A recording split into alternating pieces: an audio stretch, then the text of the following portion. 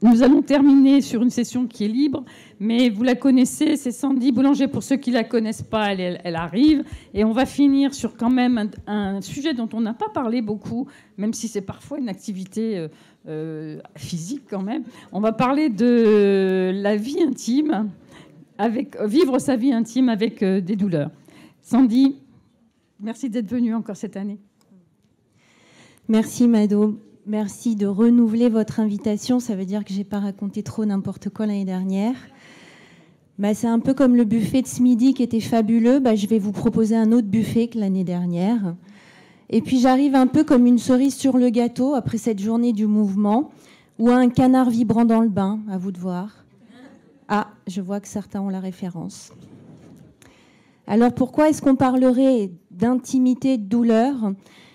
J'ai pris vraiment le parti pris de ne pas avoir derrière de PowerPoint avec des études statistiques scientifiques reconnues par la société scientifique qui montreraient que le toucher, c'est phénoménal, c'est bénéfique, ça aide à gérer, réguler, vivre avec la douleur. Et donc, dans ce toucher, je voudrais qu'on puisse ensemble revisiter tout ce qui a été vu aujourd'hui, parce qu'il y a dans cet état de mouvement par la danse, eh bien moi je vous parle d'érotisme et de poésie, qui est l'art de se mouvoir et de s'émouvoir. Alors on peut danser, c'est déjà très érotique. Et puis aussi on peut venir se titiller le lobe d'oreille, sans attendre l'auriculothérapie, pour ressentir du plaisir. Et puis on peut aussi sentir que quand on est dans un état comme ça, de complicité, de sensualité, de sexualité, on peut se sentir dans un état second, un peu comme en transe, un peu comme en hypnose. Ouais. Et puis surtout, quand on manque un peu de désir, eh bien on va se servir un peu comme d'un exosquelette, donc on va chercher à l'extérieur, on va aller chercher du désir et de l'envie à l'extérieur. Alors bien sûr, il y a quelque chose que je n'ai pas encore parlé, c'est que j'ai participé au groupe de parole de l'année dernière sur la rédaction du livre blanc sur l'intimité et la santé sexuelle. La santé sexuelle reconnue par l'OMS maintenant, qui dit que c'est un état de bien-être physique, mental et émotionnel, comme quoi on a le droit aussi de faire l'amour avec émotion, mais aussi seulement qu'avec son corps, et puis seulement juste aussi pour se faire du bien. Donc je vous parle aujourd'hui de ça, de cette façon aussi que l'on peut avoir, quand on a une maladie, de renoncer à son intimité, à sa sexualité, ou alors de se dire que c'est comme un sport, c'est le dernier qui me manquait, ou une activité physique adaptée. Eh bien aujourd'hui, je vais vous dire, c'est aussi de la poésie. C'est comme se permettre de manger de la nourriture gourmet. C'est une histoire de frissonnage de peau. C'est une histoire de théâtre érotique dans sa tête. Et que finalement, on va venir contourner la douleur en la prenant à bras-le-corps et en lui cassant bien les côtes. Et puis, on va venir raconter une histoire avec quelqu'un, soit qu'on connaît bien, parfois trop bien, mais on se racontera une autre histoire, ou quelqu'un qu'on ne connaît pas, parce qu'on n'est pas tous en couple non plus, et que l'idée sera vraiment de construire ce théâtre, cette aventure, cette poésie, pour qu'on puisse avoir ce frisson de peau, ce sourire au fond des yeux. Vous voyez de quoi je parle ? Parce que se regarder avec sensualité, tendresse pour commencer, voire érotisme brûlant, c'est déjà énorme. Et ça aide à gérer la douleur parce que ça vient casser le circuit cérébral de la douleur. Vous savez tous à quel point ce parcours de douleur est aussi très cérébral. Voilà, il y a des réflexes qui se mettent en route. Eh bien, lorsque l'on conserve une intimité qui commence par la tendresse, ne serait-ce que par des animaux de compagnie, si jamais on ne veut pas confier son intimité à un autre être humain, le contact, le toucher, la sécrétion comme ça d'hormones, d'ocytocine, de sérotonine font énormément de bien. Ça détourne l'attention.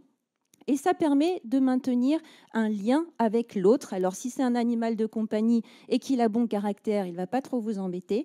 Mais si c'est un compagnon de vie, de route, eh bien, en plus, vous allez pouvoir favoriser la communication, le dialogue, parce que ce n'est pas évident de vivre avec une personne qui vit avec une maladie. Donc dans ces cas-là, on ouvre une autre sphère de communication. Et c'est ça qui est magique. C'est qu'il n'y en a pas un qui est malade et l'autre qui n'est pas malade. C'est que nous sommes deux auteurs de scénarios. Et qu'à chaque fois, on va se promettre qu'on ne va jamais manger le même buffet parce qu'au bout d'un moment, c'est pénible. Et qu'il y a peut-être des jours où je vais être un peu pas très bien et que je ne vais pas mettre beaucoup d'ingrédients sur mon buffet. Je vais pouvoir le dire. Voilà, là ce soir, c'est étoile de mer. Mais par contre, l'étoile de mer, elle n'a pas envie de ça, ça, ça et ça. Et ça va permettre de recadrer les choses dans l'intimité. Parce que finalement, quand on a une maladie, c'est un peu comme si on redevenait vierge. Ouais, comme si on n'avait plus d'expérience, on ne savait plus faire, on ne connaît plus son corps, et puis on ne reconnaît plus le corps de l'autre, et on ne sait plus où sont nos plaisirs, où est notre désir, alors que quotidiennement, il faut lutter, il faut en chier pour essayer de garder la tête de l'eau et vivre avec. Alors, vous me direz, oui, dans ces cas-là, on n'a pas envie d'aller se fricoter avec l'autre. Si, justement, parce que c'est très progressif. Ça peut être déjà de se dire des mots d'amour, des mots gentils, des paroles valorisantes. Rien que ça fait énormément de bien. C'est une main que l'on peut poser aussi sur le bras, sur l'épaule, sur la joue. C'est ce regard que l'on s'offre très peu. Oui, les yeux dans les yeux, sans qu'il y ait rien besoin de dire. Oh, mais ça, c'est d'une intimité à pleurer, c'est bouleversant.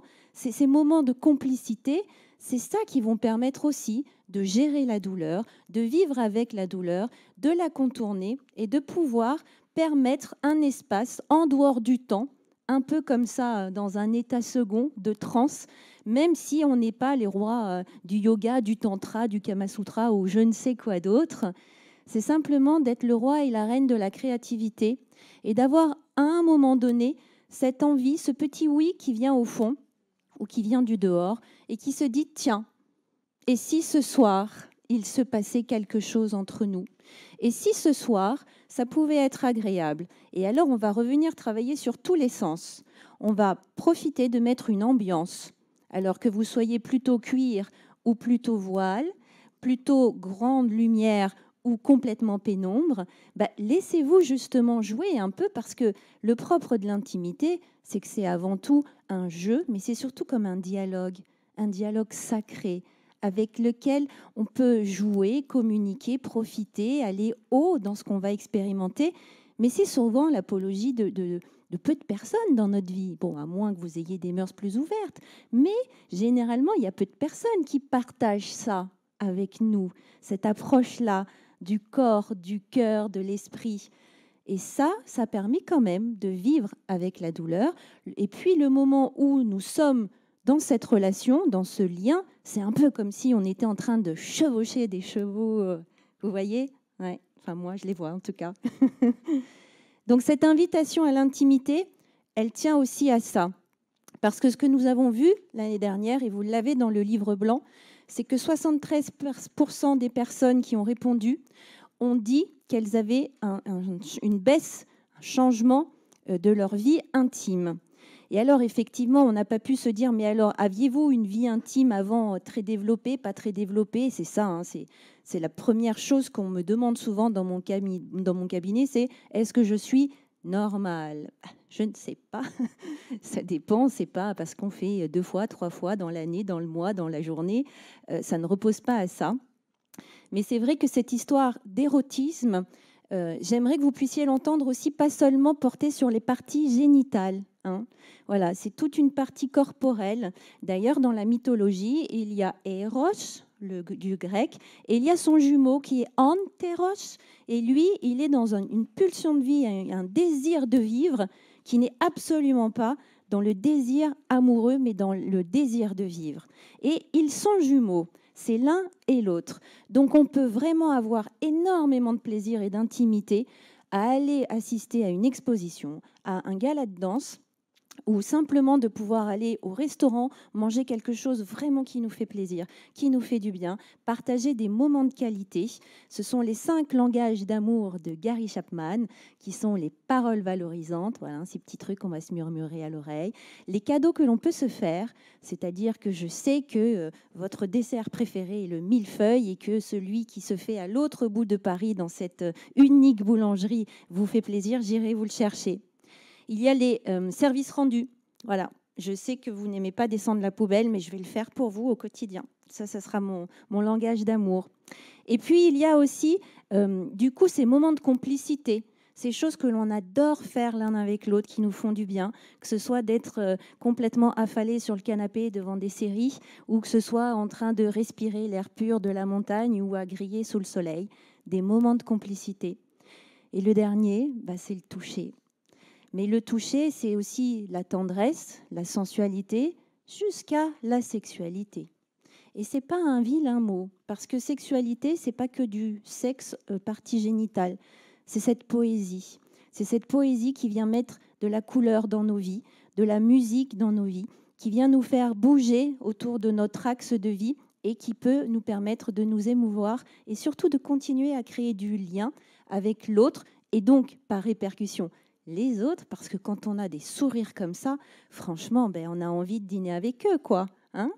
Donc voilà, c'est aussi un très bon argument pour pouvoir gérer les douleurs et se dire que parfois, quand on n'est pas bien et qu'on a mal, on baisse les bras par rapport à l'intimité.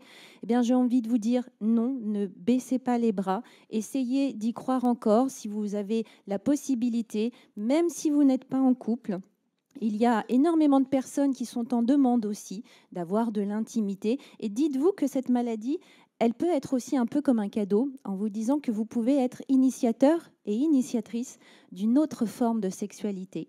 C'est exactement ce que viennent chercher tous mes patients à chaque fois, hommes comme femmes, sur comment est-ce que je peux être en lien aujourd'hui, puisqu'on me dit que la pénétration vaginale, c'est merdique, que c'est plus à la mode, on me dit que je suis un homme et que je dois parler de mes émotions, mais voilà, c'est un peu le bazar dans les codes sociaux. Et pourtant, on parle de tous de la même chose, de nous sortons du schéma classique que le docteur Freud nous a imposé, ce grand psychanalyste qui avait renoncé à la sexualité à l'âge de 40 ans pour fumer des gros cigares toute la journée. Il avait décidé que la sexualité, c'était une phase de désir qui montait sur de l'excitation. Et puis, on avait une petite phase comme ça où on copulait brièvement, on avait du plaisir et paf, ça se terminait en apothéose tous les deux ensemble. Et merci, bonne nuit, bonsoir. 4 phases. Bon, il fallait un peu normer les choses, mais la sexualité, la santé sexuelle, l'intimité, ça ne se résume pas du tout à ça. Ça peut être aussi l'envoi de petits messages, ça peut être l'envoi de lettres, ça peut être un clin d'œil, quand on se connaît, parce que méfions-nous du consentement aujourd'hui. Dans la rue, ça peut être très mal pris. Mais quand on se connaît et qu'on est d'accord, c'est nickel, vraiment, ça le fait. Donc, ouvrons-nous aussi à cette possibilité d'avoir d'autres façons de faire l'amour, parce que nous n'avons pas une sexualité dans nos vies, mais nous avons plusieurs sexualités, en fonction de ce qu'on traverse, en fonction de notre culture, en fonction de notre histoire, de notre curiosité, de nos lectures, des films que l'on va voir. Donc ces différentes sexualités, en fait, elles sont là pour nous nourrir. Il y a aussi une espèce de mythe qui nous dit que passé un certain âge, les femmes n'ont plus du tout envie de faire l'amour, alors que les hommes, c'est pour toujours.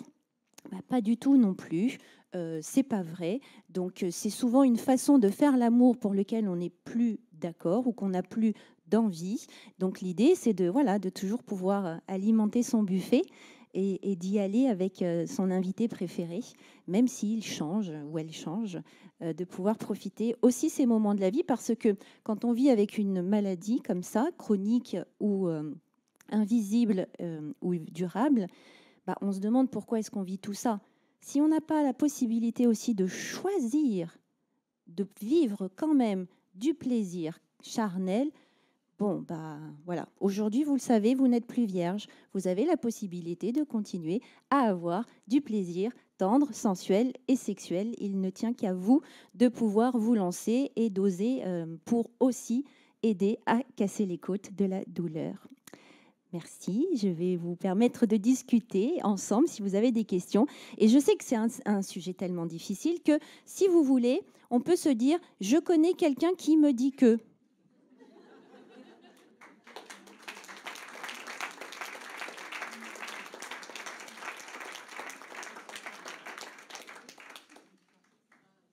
Ah oui, j'ai oublié le premier lien avec le docteur sur les e-santé solutions.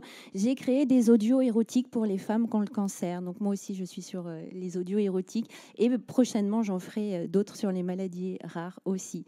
Parce qu'on se demande toujours, oui, mais c'est comment je fais pour avoir un théâtre érotique ? Oui, c'est vrai. D'ailleurs, des fois, on n'est pas tous les rois de la création intellectuelle et théâtrale. Donc voilà, il y a énormément de choses qui arrivent aussi.